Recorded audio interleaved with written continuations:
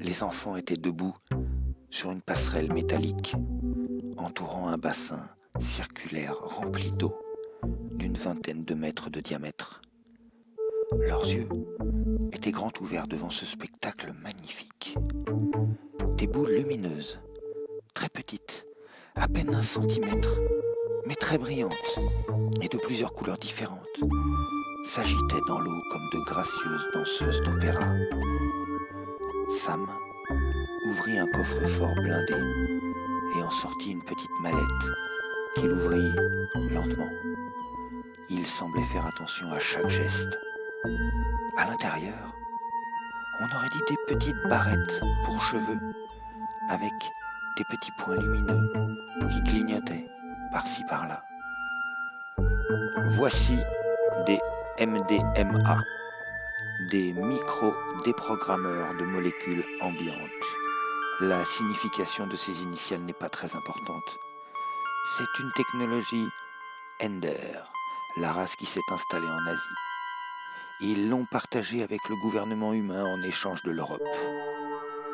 Les humains ont appelé ça MDMA par rapport à ce qu'ils ont compris de ces appareils, mais je pense qu'en fait, ils n'ont pas tout compris. Je pense d'ailleurs que personne ne comprend exactement ce que sont réellement ces petites sphères lumineuses. Les Ender sont actuellement les maîtres de l'univers. Ils dominent toutes les novellas grâce au pouvoir de leur MDMA qu'ils manipulent depuis des siècles à un niveau incroyable. Les petites lucioles que vous voyez mettent plusieurs centaines d'années à naître. Pour certaines, plusieurs milliers d'années. Je pense que c'est l'âge de celles que nous avons devant les yeux. Elles sont de la poussière d'univers concentrée jusqu'à former une intelligence. Elles naissent dans le cœur des réacteurs des immenses vaisseaux de commerce Ender. Ces poussières se concentrent, s'agglutinent jusqu'à devenir une intelligence cosmique gorgée de puissance. Mais il leur faut un cerveau pour exister réellement. Jusque-là, les Ender pensaient être les seuls à pouvoir les utiliser. Le fait que les humains y arrivent les a surpris. Voilà pourquoi ils ont préféré faire ami-ami avec eux. Chaque MDMA est unique et extrêmement rare. Les Ender en ont offert 200 aux humains. Mais il y a eu des bugs. Ils en ont perdu quelques-uns. En plus d'un cerveau, il leur faut ce petit boîtier pour fusionner. Dernière chose, c'est le MDMA qui vous choisit et non l'inverse. On ne peut pas forcer un MDMA à fusionner. Il va là où il veut, selon ses affinités, qui dépendent certainement de sa composition moléculaire. J'espère sincèrement que les lucioles vont vous choisir, sinon nous sommes mal. Je vais installer cette barrette au-dessus de votre oreille. Elle va fusionner avec votre crâne. C'est sans douleur, rassurez-vous.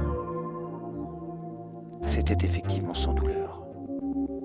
Après le processus, une petite partie dépassait du crâne avec quelques petites diodes qui clignotaient. Vous allez prendre ce petit coussin gonflable et le mettre sous vos reins. Et il vous aidera à vous maintenir dans la position de l'étoile de mer ou de la planche. Votre nuque doit rester immergée dans le bassin. Cela peut prendre entre 12 heures et 4 jours. J'espère que vous êtes patient. Tout en parlant, Walter posait la dernière barrette. Dès qu'elle fut posée, toutes les lucioles s'arrêtèrent d'un coup, comme gelées. « Tiens, on dirait qu'elles vous attendent, » dit Walter. Les enfants mirent un pied dans l'eau, puis deux. L'eau leur arrivait à la taille. Les sphères ne bougeaient toujours pas. Alors, ils se mirent à faire la planche. Walter et Sam descendirent de la passerelle. Walter enchaîna.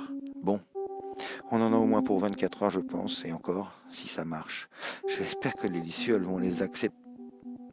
Walter n'eut pas eu le temps de finir sa phrase. Ils étaient avec Sam, dos au bassin, en train de sortir de la pièce. Ils tournèrent tous deux lentement la tête pour observer.